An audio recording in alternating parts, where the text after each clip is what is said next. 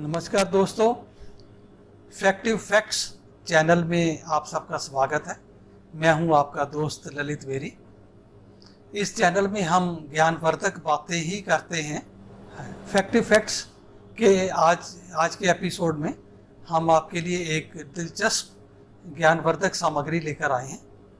आज का हमारा टॉपिक है परमवीर चक्र। दोस्तों, हमारे भारत देश में हमारे वीर सैनिकों के अदम्य साहस, शौर्य और बलिदान के लिए उन्हें अलंकृत किया जाता है परमवीर चक्र से। और भी कुछ पदक हैं, लेकिन परमवीर चक्र सर्वोच्च है। क्या आप जानते हैं कि इस परमवीर चक्र की डिज़ाइन, या यूँ कहिए कि इसकी संरचना एक विदेशी महिला ने की थी।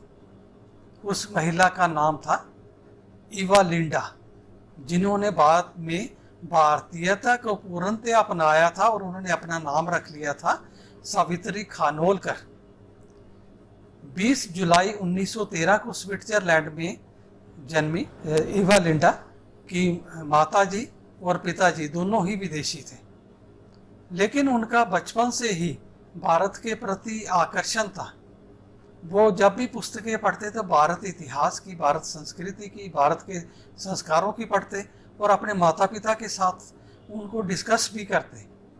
ऐसे ही उनका भारत के प्रति लगाव बढ़ता गया। नतीजन उन्होंने शादी एक आर्मी ऑफिसर विक्रम खानोलकर से की और शादी करके भारत में आ बसी। भारत आने के बाद उन्होंने पूर्णतया ही अपने आप को भारतीयता के रंग में रंग लिया। उन्होंने पहरावा भी भारतीय रखा, साड़ी पहननी शुरू कर ली, संस्कृत, हिंदी भाषाएं सीखनी शुरू की। उदय शंकर जी से उन्होंने शास्त्रीय नृत्य सीखा और भारत की जो कलाकृतियां हैं उसमें भी उन्होंने इंटरेस्ट लिया। चित्रकला और शिल्पकला में भी महारत हासिल की। सबसे बड़ी बात यह है कि उन्होंने अपना नाम भी बदल लिया। उन्होंने अपना नाम रखा सावित्री खानोलकर। सावित्री खानोलकर चित्रकला में भी इतनी पारंगत थी कि उनके पति के जितने कलीग्स थे या सीनियर्स थे वो भी उनकी बड़ी तारीफ करते। जब 1947 में देश आज़ाद हुआ तो भारत पाक का भी युद्ध शुरू हो गया, आप सबको मालूम ही है। तो उस समय कुछ शहीद हो रहे थे सैनिक, बहुत से सैनिक बहुत शौर्य के साथ युद्ध कर रहे थे। एक एक सैनिक 100 पाकिस्तानी सैनिकों को मार रहा था। तो इतने में मेजर जनरल हीरा लाल अटल ने भारतीय सरकार को सिफारिश की कि हमें कुछ पदक डिज़ाइन करने चाहिए और अपने सैनिकों को उन पदकों से अलंकृत करना चाहिए।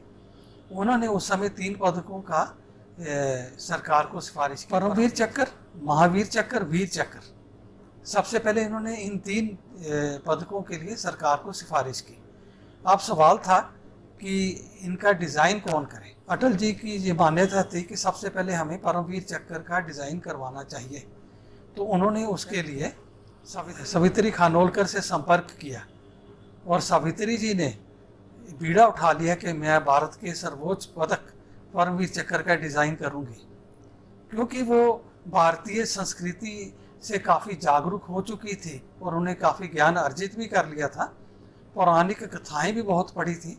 तो उन्होंने महर्षि दधीची की हड्डियों से बना हुआ इंद्र के कवच को परमवीर चक्र के डिज़ाइन में सम्मिलित किया और साथ में जो हमारे भारत का सबसे पावन पुष्प माना जाता है कमल, उसको उन्होंने परमवीर चक्र का डिज़ाइन तैयार किया। उन्होंने इसके अलावा सावित्री खानोलकर जी ने अन्य सैन्य पदकों का भी डिज़ाइन किया। और पूर्णतः भारतीयता अपनाने के बाद उनका ध्यान रामकृष्ण परमहंस जी के मिशन की तरफ चला गया। अध्यात्मवाद से जुड़ गई और मानव कल्याण में वो जुड़ी रही। अपनी जीवन की आखिरी सांस उन्होंने 1990 में ली, लेकिन तब तक वो पूर्णतया ही मानव कल्याण के प्रति समर्पित हो चुकी थी। और बहुत एक दिलचस्प बात ये भी है कि जो भारत का सबसे पहला परमवीर चक्र जिस वीर सैनिक को दिया गया उनका नाम था सोमनाथ शर्मा, जो कि सावित्री खानोलकर जी की बड़ी बेटी के देवर थे।